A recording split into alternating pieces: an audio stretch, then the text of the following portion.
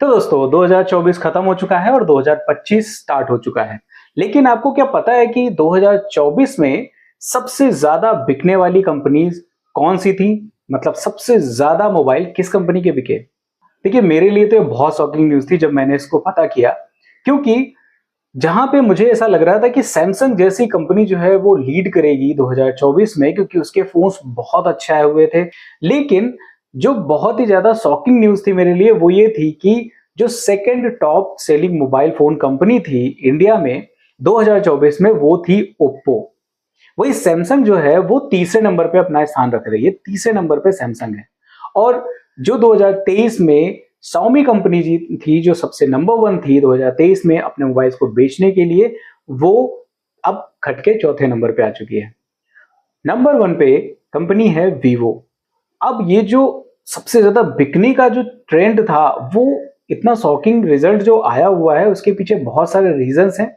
और ऐसा क्यों है, ये भी सोचने वाली बात है कि मतलब सबसे ज्यादा वीवो के और ओप्पो के फोन बिके इंडिया में, ये बहुत शॉकिंग सी चीज है। और जबकि अगर देखा जाए तो बाकी सारी कंपनीज ने बहुत अच्छे अपने मोबाइल्स को निकाला, जो कि हर मायने में बहुत बढ़िया थे इन दोनों कंपनीज के मोबाइल्स के मुकाबले।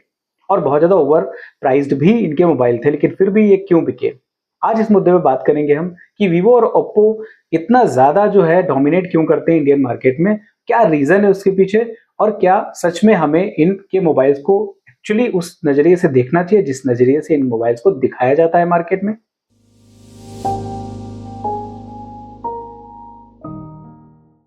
तो जैसा कि आपको पता है कि 2024 में ओप्पो ने अपने F27 सीरीज को निकाला था, और उसका एडवर्टाइजमेंट इन्होंने इतने अजीब तरीके से किया था कि जिसको लेकर के बहुत ज्यादा उनकी बदनामी भी हुई थी।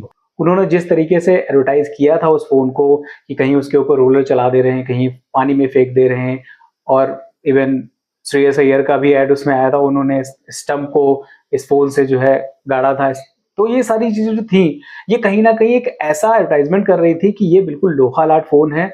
और वॉशिंग मशीन में भी इस फोन को धुल दिया गया था, तो ऐसा लग रहा था बिल्कुल लोहा लाट फोन है, और इस फोन को जो है लोग बस ले लेंगे और इससे सारे काम कर डालेंगे और कुछ भी नहीं होने वाला है, अब हथौड़े की जरूरत नहीं पड़ेगी।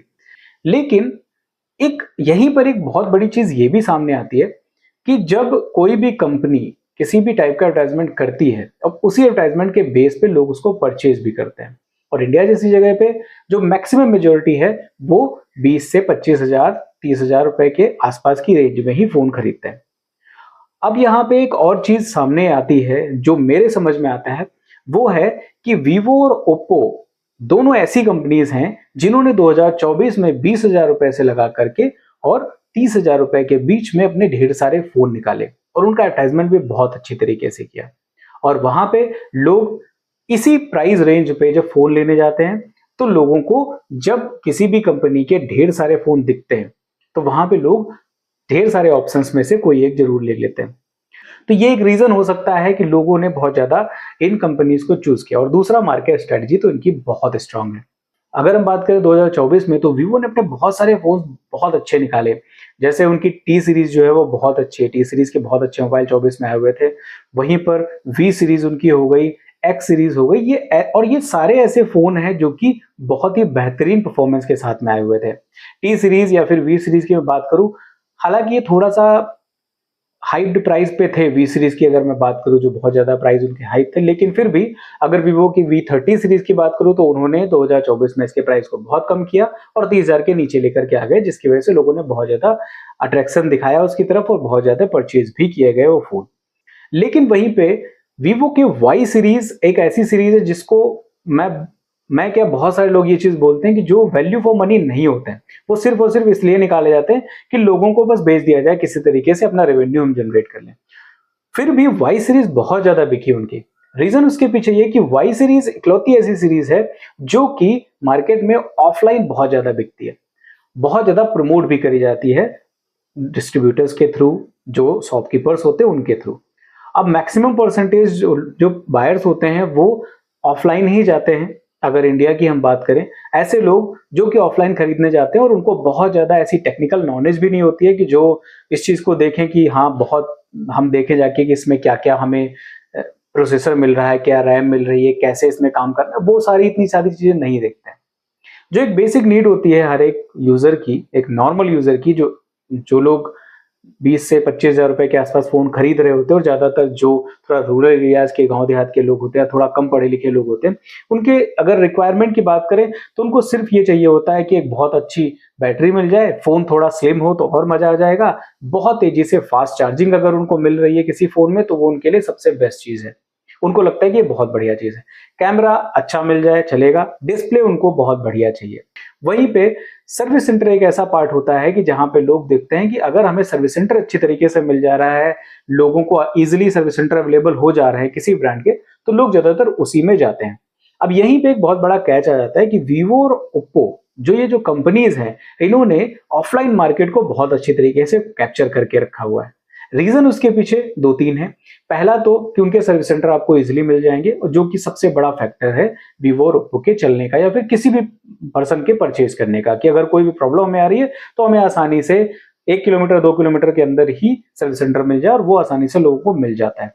दूसरा एक बड़ा जो रीजन है इसके पीछे, वो ये है कि ये लोग मार्केटिंग बहुत हैवी करते हैं। आप वीवो और ओप्पो के फोन्स देखिए, जो क्वालिटी में इतने अच्छे नहीं होंगे, जिनको बहुत अच्छे फीचर्स भी नहीं मिल रहे होंगे, लेकिन फिर भी आपको कोई ना कोई एक बड़ा सुपरस्टार इंडिया का वीवो के मोबाइल का या ओप्पो के मोबाइल का प्रचार करता मिल जाएगा, और वही एक उनके लिए सबसे बड़ा प्लस पॉइंट हो जाता है।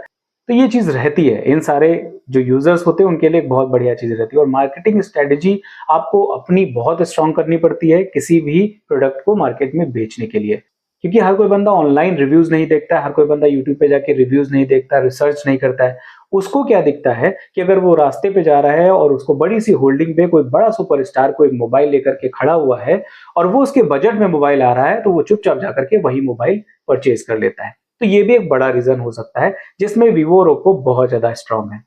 और एक चीज इसके अलावा है, वो ये है कि वीवो और ओप्पो ये दोनों ऐसी कंपनीज हैं जो कि अपने डिस्ट्रीब्यूटर्स को बहुत बड़ा मार्जिन देती हैं।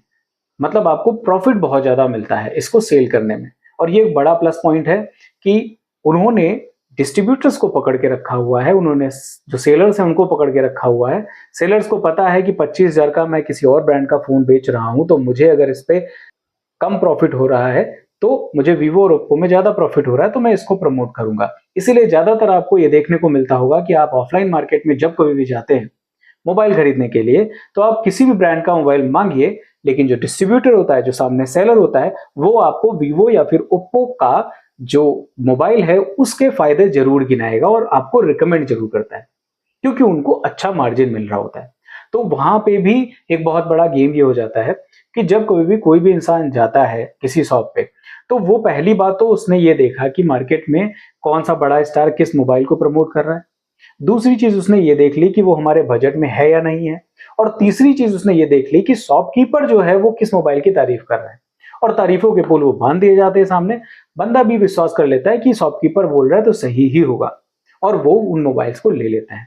तो इसलिए अगर हम इन दोनों मोबाइल कंपनीज की बात करें, तो ये इन तीनों पार्ट में अपना रोल बहुत प्रॉपरली निभाते हैं और बहुत स्ट्रांग है इन चीजों में। इसी वजह से ऑफलाइन मार्केट में आप जब कभी जाओगे तो आपको ज्यादातर वीवो या ओप्पो के ही फोन बेचे जाते हैं, उनको कोशिश करी जाती है कि उन्हीं को बेचा जाए।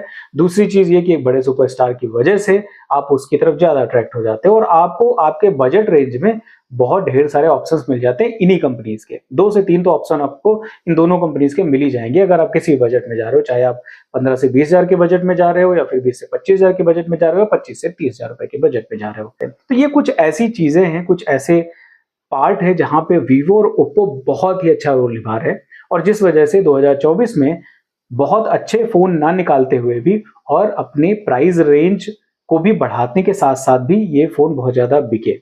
क्यों? क्योंकि इनका प्रमोशन बहुत अच्छी तरीके से हुआ। हालांकि इसी तर्ज पे अब और सारी कंपनीज आ रही हैं जो कि ऑफलाइन मार्केट को बहुत ज्यादा टारगेट कर रही हैं।